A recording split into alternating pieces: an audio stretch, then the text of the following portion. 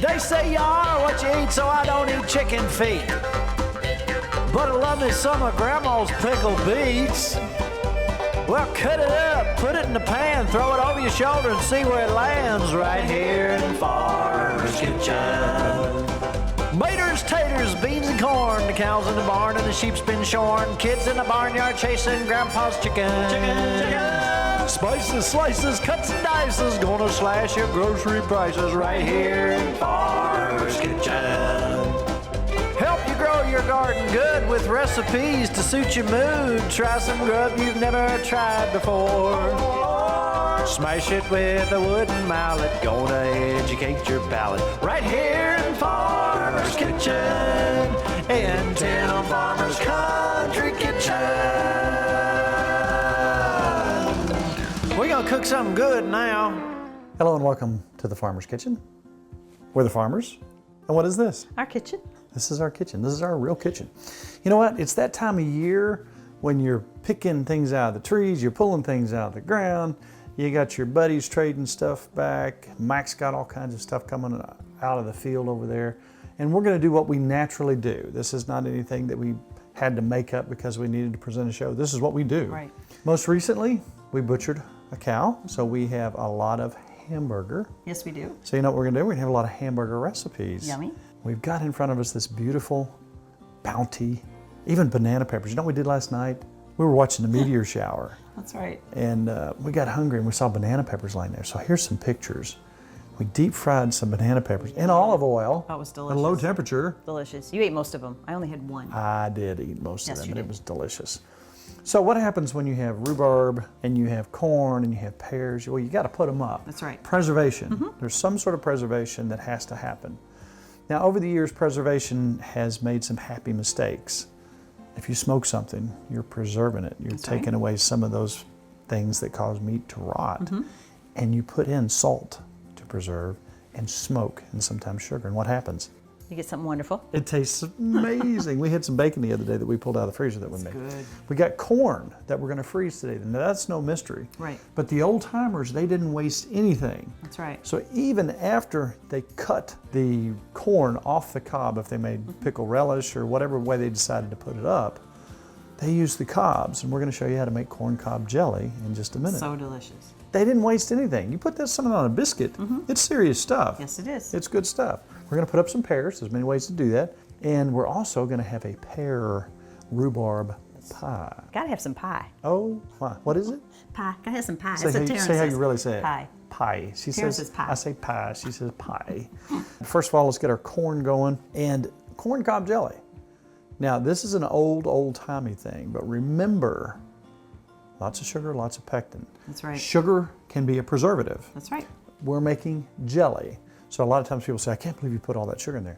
It's an old-timey thing. You're not gonna eat the whole jar. It's a Maybe. guilty pleasure. Well, you might. Maybe. You're gonna eat just enough to put on your biscuit or whatever that is. Remember, this is jelly. That's right. This is not a salad. Well, I read something else where they took the corn cobs and after even they made the jelly, pulled them out, dried them, and used them to start fires. Like Yes. they didn't throw away anything. There's all kinds of things to use corn cobs for that you wouldn't believe Okay, if they dried them. So let's just leave it at that. Okay.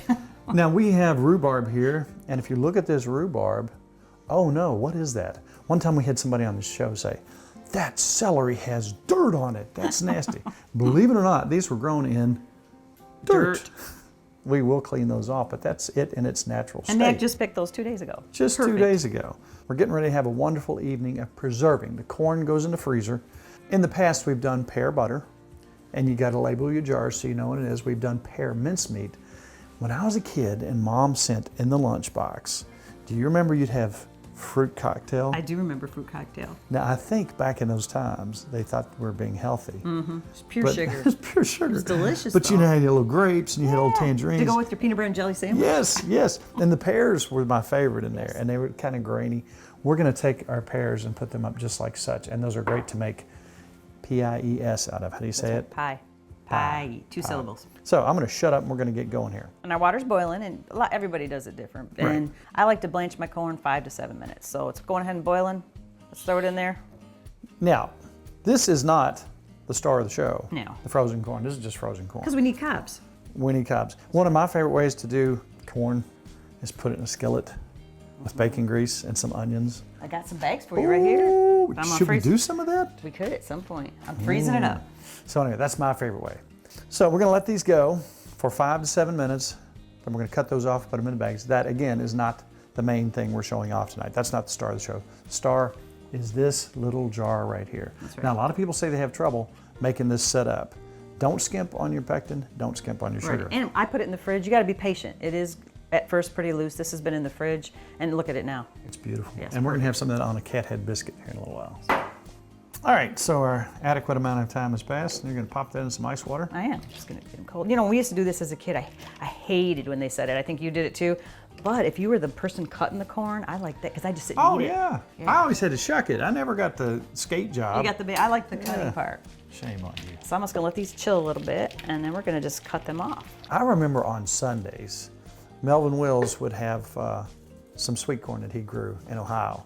And all the church ladies would come down and they would sit together. And of course the kids got to shuck it. I hated that. That was the worst part. That was the worst Yes, part. yeah. I was sitting on the back porch in the heat and everybody else was inside in the air conditioning. Right. This is my Eating favorite corn. part because I just sit and eat it, make sure it's good. Yeah, imagine that. Now we're saving the corn cobs. Saving the corn cobs because in the old days they didn't waste anything. And I've also read some people, if you're not ready to make your jelly, just throw these in the freezer till you are ready. Mm-hmm. So they just save their corn cobs too. Because if you look, there's still a little kernel of corn, a little bit in each one of those. Right. Now you think about the different methods of preservation. You think about pickling. You have a vinegar base and you have something acidic that keeps that pickle or whatever you're making, relish. That's one thing that they used to do, and you can do that with corn as well. So you think about fermentation. So you're making your kraut. Fermentation is your preservation. So we got a corn done, you're just gonna put it in a freezer bag and we're good I'm to in go. the freezer bag. So it's just that simple. And again, this is not the star of the show. This is what everybody does. All right, we already have our hot water, but we only need 4 cups. And you got to do these Gotcha. measurements for this jelly. You got to be exact. I notice if you do a little too much or too little. Tell me when I get to the 4 cup. You're just there, that's good. These are pretty precise measurements. On your corn cob jelly, you gotta really pay attention or you'll have a jar full of goo. That's right. Now see how low that water's? And they say 12 corn cobs, which is kind of hard to do. So I just kind of break these up. And we're actually, if you want to get that going, we want to boil these cobs, get them boiling for like 10 minutes in this water, just to get a flavor. His corn was large. Yes. Most corn isn't this big, so Those I are think we're in pretty good great, shape. big, beautiful, organic cobs of corn. So this is gonna boil for? 10 minutes. Okay, so these have boiled for 10 minutes. We're pulling them out. Now back in the day, there'd have been another 3 or 4 sources of things to do. They probably scraped that and got everything out, and fed it to the chickens and Dried 'em dried out. those and used them for kindling. All right, so now we got a double cheesecloth. And I have a little strainer, and this should hopefully get us about 3 cups of water. It's usually is that 3 cups right there? you Yes, see? it is. It's beautiful. So what you end up with is just a little bit of corn milky water. That's right. So we're gonna put this back in, and we're gonna add, So this is 1.75 ounces Yeah. of pectin. and we're gonna add that to our 3 cups of water. And we want, Don't skimp. nope, and we wanna bring this to a boil. Now remember, this is jelly. It's not garden salad. This is not something you eat 14 jars of. You use it sparingly when you see fit. You can use it in recipes, Oh, yeah. anything that you would use. Sometimes you can even use things that use it for honey. So we're gonna bring this to a boil, and you've got 4 cups of sugar. Yes, we said Yes, 4 we cups do. of sugar. This is jelly. All right, so we have a boil. Got a boil. Now, 4 cups of sugar. 4 cups of sugar. This is jelly. It's not That's salad. right. And we're gonna let this go. Once we get it all in, we're gonna time 3 minutes. I love this on a fresh biscuit right out of the oven with butter on it. Yes. And this was in a lot of cabinets back in the days. This was just kind of one more thing they could squeeze out. And that's a whole lot of sugar. Yes. But you know, back then, people just slap a little bit on their biscuit, use it in a recipe. It was just one more way to use something up. And again, sugar was a preserver. It's an old-fashioned type thing. It's funny, you can take just a little bit of plant matter, whether it's dandelions or it's red bud, and it has its own distinct taste. And Yes, it really it turns does. into something amazing. Mix it up with quite a bit of sugar. That's right. Can't go wrong. And amazing things happen. Okay, so now that it's starting to boil, what we got? We got 3 minutes 3 once it minutes? starts boiling. You got a little boil going, you do. All right. So 3 more minutes. Am I a good stir? You are good. And see how it's kind of, it looks like it's thickening up a little to me. You're doing good. Very nice. Remember, this is important. Don't skimp on your pectin and don't skimp on your sugar, because there's a lot of recipes out there where they really go light on the pectin and light on the sugar, and guess what? You got a jar of juice. That's right. And when we do this, it's going to have to sit till they cool, like quite a few hours, and then in the fridge, and you end up with perfect, wonderful jelly. Beautiful. Oh, we're going to sample some of that on we the need biscuit. to. So we've got almost 1 minute left. Okay. It's thickening up. I see it thickening up. I want to remind you, folks out there who say, I can't make biscuits, I would like you to watch our friend Sally make a 3-ingredient biscuit. Now, you want to make them thick enough, and that's my thing. If you're going to make them, cut them thick, cut them big. But if you want a can't go wrong biscuit mix, it's 3 ingredients. And here's a little sneak peek at Sally's 3-ingredient biscuits. I see how that's getting bubbly and white. Yep. That's a good sign. A That little means frothy. you are there. It's 3 So minutes. I'm an amazing stirrer. You are. Is that 3? It looks done to me. They always said I was a stirrer-upper. All right, Can I steal it from you? you can. This should get us about 5 beautiful jars. Let me Gotta be switch my that own- for yeah, you. thank you. What a team we are. We are a good team. Doesn't that smell good? Oh yeah, it It does. smells really sweet and delicious. It does smell like honey, doesn't it? And these are kind of one of those surprises. You think it was going to taste one way, and then it just blows your mind. It has a little bit of an apple, which is really unique. And this, you know, if you're doing this anyway, if you're putting corn up, it's just another little simple step. And it's good Christmas gifts. We already wiped the top of the jars off here. And you do not have to hot bet these. They just sit, and then once I keep it in the fridge. Once you open it, put it in the fridge. And again, we don't can things for a 55-year shelf life. We do it just long enough to eat it. Now it's loose right now, but you gotta let it sit, and we will have some jelly. This will go in the fridge in probably 3 or 4 hours. Oh, delicious. We're gonna clean this up. We'll show you the finished product on a biscuit. Yay.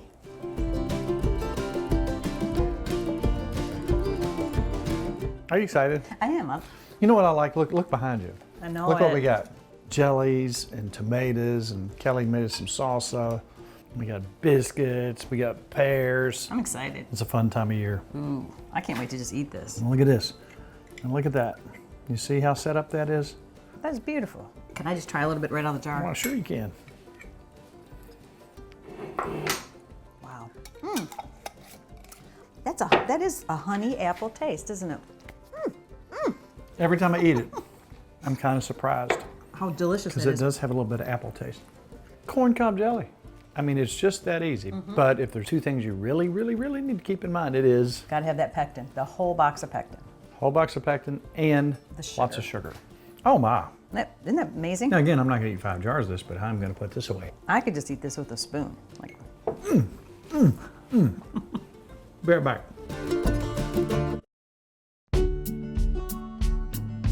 So we've done pear butter. We have done pear mincemeat, yes, delicious. which is absolutely wonderful. Oh yeah. And we've done assorted pear things, canning. We have a nice pear tree out here. We're very lucky. Now, in this part of the country, we have the cedar rust, which is a horrible fungus. The pears were affected this year. I've got some pictures of the pears, but the ones that weren't affected were very nice size. They're beautiful. These are the best pears. I'm not sure what they are. The tree was here when we came in. This year, I really got to thinking about, as a kid, I would love a snack where you just take out like we talked about, the fruit cocktail, and just had the pear halves. I think in the store they call it pear halves with syrup. Yeah. As a kid, I loved that. But the great thing about this, grab that jar there if you will. The great thing about this is when you prepare your pears, say you want to make a pear pie or a pear cobbler, they're already Ready to go. ready to go. And they're a little bit, you know, got the little bit of the mush going, so you don't have to Right. work so long in the oven. Now we're just going to show you how to do this on a jar-to-jar basis. If you have a few pears here and a few pears there, this is how to put them up. This will do 1 quart, what we're gonna do. Mathematically, just multiply if you have more. That's right. So I'm gonna start by peeling, and this little peeler works great. Isn't that a great little peeler? Yes. And the tree was so full of pears because of the ones we lost to the cedar rust. The ones that survived are really nice. Those are bigger than perfect. usual. Nice sweet pears. Now the most work is this, the peeling of these pears. Something you can do, now it's easy for us as only have 5, is we have salt water here, and as you're cutting the pears, if you put them in that salt water, they last quite a while. All right, now, these are in salt water. This will keep them from turning brown. You can put a little lemon juice in there too, won't hurt a thing. Good idea. You know, and last night when I did it, I let them sit for quite a while and it kept them. It really works. We're gonna take 2 cups of water. How much sugar? That is half a cup of sugar. Half a cup of sugar. You get that boiling. That is your basic syrup. Now see, that's not as much syrup that was in the jelly, but it's enough to make them nice and sweet and preserve. So now something that we are gonna do with these jars is we're gonna hot bath them. How long for a quart, Nikki? A quart was 30 minutes and 25 minutes for a pint. For a pint. So pretty close. And I'm using my hand here. I'm gonna get as many as I can in here. Now she is using her hand, but obviously it's gonna be boiled. That's right. I want to stuff them in here tight. So we'll be just fine. And we actually cut 6 pears, but I think it's 5's gonna fit just perfect in here. Those are some pretty good sized pears for the old country tree. We're gonna have some extra pears just to eat. So we're gonna bring this to a boil. Yeah, and it's pretty much mixed in. It's a little boil and then we'll know it's done. And I see bubbles, I think we're good. Close enough? Close enough. Because this is gonna go into a hot bath for 30 minutes. Okay. And this amount here will fill 1 to the top, and you have a little extra. And we've wiped our lid off. Wiped our jar. Boom. And we're gonna hot bath this for 30 minutes. And voila. Now one thing you really need to remember is when you take these out and they dry off, make sure you put your date on the top of the jar. It has a little space there, right for it. That's right. That way there's no confusion. And there we have our pears in syrup. You know, I want to try one. I want to show you what these taste like. This is a good snack right out of the jar. Now, just for a snack. Just for a snack. See if that brings back memories. Oh, yeah. Just like fruit cocktail. You can't have any more. It's for my pie. Isn't that good? What we're doing, we're using pears because we have pears, but you could do this with apples too. Oh, yeah. You could do an apple rhubarb pie. But let me tell you what, as a kid, I don't remember where I got it, it's probably Mom. I remember having a pear pie, and it may have been a pear rhubarb. Now you have strawberry rhubarb pie, all kinds of wonderful things. But this is an old-fashioned thing. All right, fresh rhubarb, straight from Mac. That's right. So here's what we're gonna do. We're gonna show you, first of all, give them your old-fashioned pie crust. Pie dough. And I made these earlier. You know what? I like to use the ones in the store sometimes when I'm lazy, but you just can't. It's not the This is same. just too beautiful. It's not the same. And that's with our lard too. I think that's why it's so good. So I usually start, and I made these earlier today and have it already. I have a 1/3 cup of our lard. Then I put half a teaspoon of sugar, half a teaspoon of salt in there. I kind of just always throw it in. And a cup of flour, and then about 2 tablespoons of water. Sometimes I add more flour or water. It's just all-purpose flour. Yeah, but you gotta have the lard. That's the secret, is the lard. But it's the best. If you don't want to use lard, you can use shortening or butter, whatever you want to use. But let me tell you what, if you can find somebody who has pasture-raised pigs and you can get that inner leaf lard, that pure white stuff from a pasture-raised pig, do a little research on that. It's really, really kind of good stuff. So that's the kind of lard that we use. There's no pie crust like it. There's nothing in the world like it. So what I'm going to start with though first, and I have a cup of sugar here. And these are, we looked at our grandma's recipes. This is kind of interesting. This is 2 tablespoons of flour. Sometimes people use all flour. And this is 2 tablespoons of cornstarch. Cornstarch. So that's going to be our main. That is kind of a secret ingredient for a lot of things. Yeah. And something else that might shock you about this recipe is we really looked up some old-timey stuff from our families. And you take ginger. We're going to use fresh ginger. Now, they probably use ground ginger. Remember the cans of ground ginger you used to have? We used a little fresh ginger in here as opposed to ground ginger. And it gives it just a little bite, something different that you can't really place. And it's just absolutely wonderful. It made you eat the whole pie. Yes, I You did eat the whole pie. All right, so now we're going to take one of these. And you stole I did steal a pear out of there. out of this. That's like 4 to 5 pears. Okay. This old-fashioned tool that you got me. The chopper? Yes. Now, we made them big because you like to eat them, but for pie, Mom used that for her chow chow. I love this for everything. Now this again, you've got the extra added benefit that these are canned pears. They've been cooked. So they're not going to be as tough when you're starting the cooking process. Now we have our rhubarb, and it takes about 1.5 cups of rhubarb, so I kind of measured this out when I made it today, and it took almost both of these. We're just going to cut little pieces. It's going to look like we're putting celery in here. Rhubarb is an old-fashioned thing that folks used to have out. Something else you used to see a lot of farmers, they had the horseradish. I remember Bobby Joe always had horseradish out, and it made the best fresh horseradish in the world.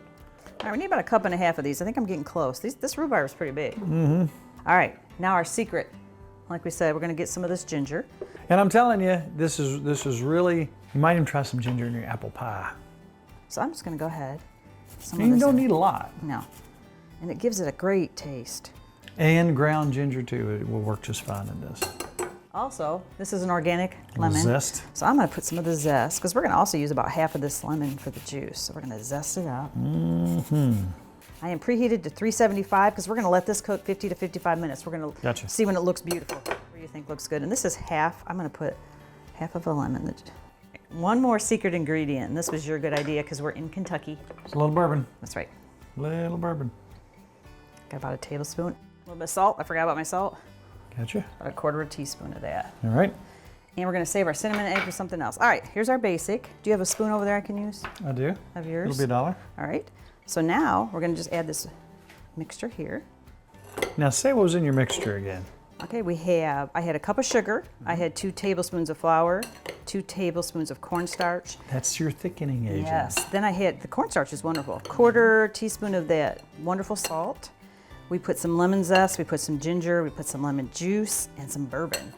Now we're gonna take this amazing, beautiful homemade crust that I think is amazing. I love it. It is the best in the world. And we're gonna add our filling. What is this you're making? This is a pear rhubarb This is a P-I-E. How do you say it? pie. No, Pie. that's how I say it. You Pie. say pie. Pie. Very Pie. proper. Now, cinnamon. Oh yeah. Beautiful. Now I've made a pie crust top earlier too because gotta have homemade. If you hold underneath, hold the bottom of that. Hold the for me. bottom? Yeah, because I'm gonna pull it off of I here. don't want to mess it up. It should be pretty good. Look at that. Okay, something Grandma always told me. Uh-huh. Got a blue egg too, because blue's my favorite That's out one there. of our girls I love them. I just want the white. laying our little blue eggs. So this has been an exercise in the fall season. Getting ready. Pies and jars full of wonderful canned things in the background. All right, I always like egg white, kind of makes it brown up. Some people put foil around the edges. I'm gonna just let it crisp up. I like it. And can you get one more favor? Can you get the sugar bowl out? Yeah. That's our finishing touch. Is that beautiful? Say when. Whenever you think. that good? That's beautiful. I love it. That's it. We're gonna let it cook for 50 to 55 minutes. You want me to open the oven for you? Yes, thank All you. right.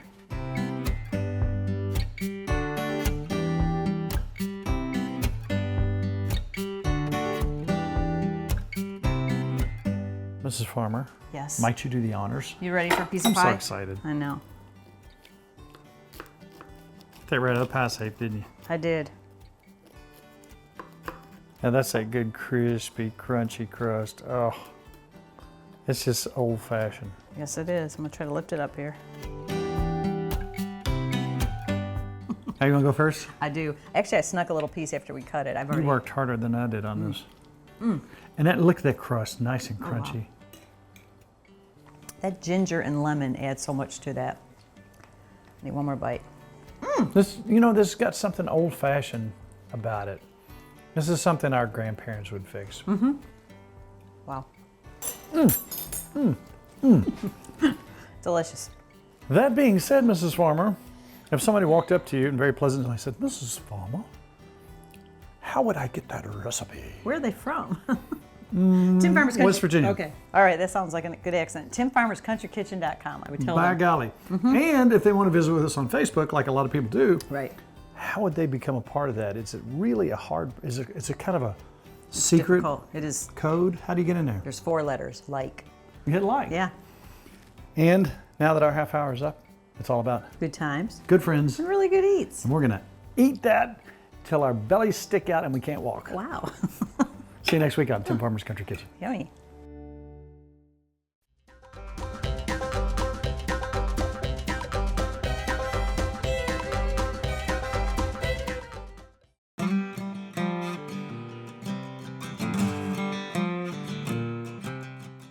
We have been catering for a lot of years, and I wanted everything to have a specific taste. Therefore, I had to come up with my own products. Right. A dry rub, chow chow, And our barbecue sauce are something that we use in all our catering gigs. I developed this barbecue sauce that is not the really thick, syrupy stuff that you get. This has more of a natural, it's got some pepper and onion flavor in it. You can actually see the particulates in there. You know, a lot of people are asking what we use our dry rub on. Now, obviously, pork and chicken are two of the more common things. Also, we've been using on our corn on the cob with butter. That is. I'm telling you, this That's stuff wonderful. with potatoes is fantastic. So 40 years in the making, Tim Farmer's Country Kitchen Dry Rub.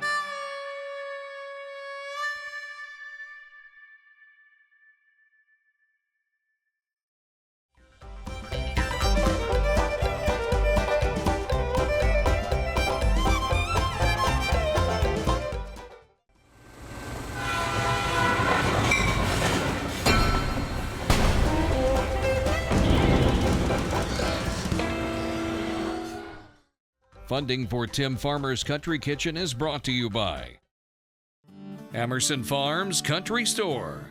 Something for every member of the family. Ephraim McDowell Medical Center in Danville, Kentucky. Gulf Coast Connection. Seafood straight from the Gulf to you. The Spine Center of Central Kentucky. Wilderness Road Hospitality, Stanford, Kentucky. Visit Frankfort, Kentucky's spirited capital city.